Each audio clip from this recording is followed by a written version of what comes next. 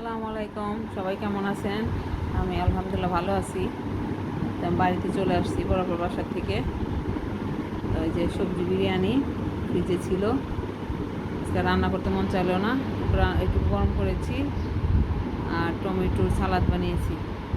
আর এটা হচ্ছে আমার ভাড়াটিয়ার বাড়ি থেকে মরিচ নিয়ে আসছে। এই মরিচগুলো খেতে অনেক মজা।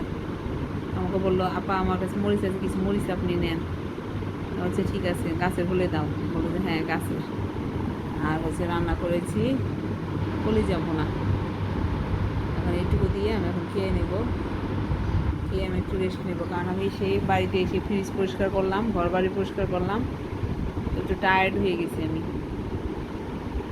খেয়ে দিয়ে একটু রেস্ট নেব, নামাজ পড়লাম, তারপর উঠে আসলে নামাজ পড়বো। আর খেয়ে আমি একটু কফি খাবো, এটা আমার অভ্যাস। ব্ল্যাক কফি খাই আমি খাওয়ার পরে। আচ্ছা ঠিক আছে, আমার ভিডিওটি ভালো লাগলে ফলো দিবেন, ইউটিউব চ্যানেলে সাবস্ক্রাইব করবেন। সবাই ভালো থাকবেন, আমার জন্য দোয়া করবেন। আল্লাহ হাফেজ।